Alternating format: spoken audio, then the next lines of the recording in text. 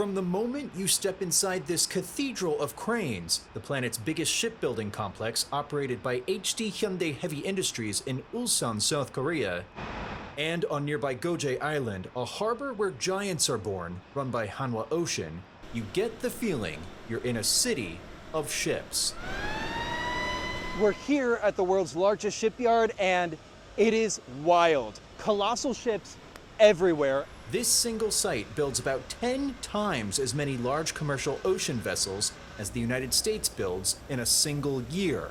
And South Korea's President Lee Jae-myung says his country can help, quote, make American shipbuilding great again. President Trump has taken notice. They build them very well in South Korea. They're also thinking about coming to our country with some shipyards to start us on the process of building ships again. What looks like Lego blocks are assembled into enormous tankers. Swarms of steel workers dart across docks on motorbikes. Vehicles with googly eyes make things a little less imposing, but the work is serious, the scale stunning. What we're looking at right now are about 20 vessels that are under construction all at the same time. Hyundai tells us this year it's expected to deliver 50 ships, all from this colossal facility in Ulsan, South Korea. Why it matters, China now builds warships at a pace the US cannot match. It has a navy that's larger, backed by a network of sprawling shipyards. The US has just 4 public shipyards left, down from 11 after World War II.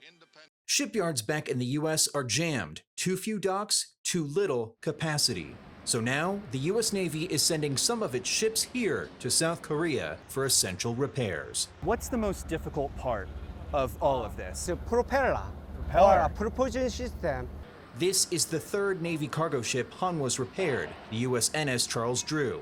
HD Hyundai just started work on another Navy ship a few weeks ago.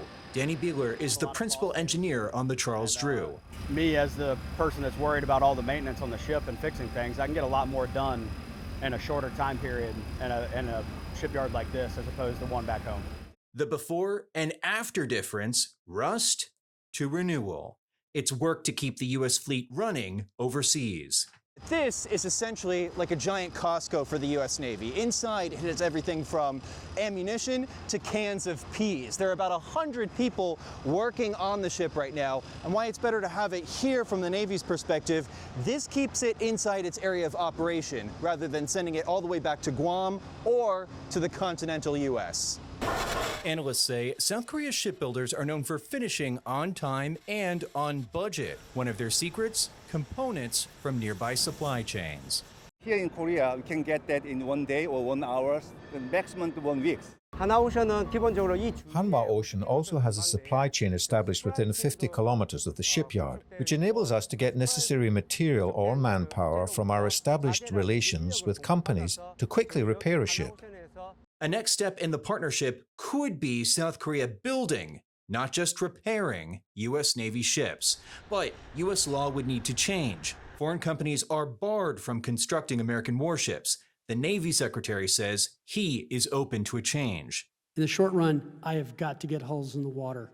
And so that means all options are open. So we have to look at foreign and domestic. Hanwha already runs a shipyard in Philadelphia and wants to grow. Hyundai, too, is looking for a bigger US foothold. The question now, could parts of America's warships be built here in South Korea as the US tries to revive a once mighty shipbuilding industry with South Korean help? What about construction of US Navy ships? Is that the goal? Yes. Yes. Mike Valerio, CNN, Ulsan and Geoje, South Korea.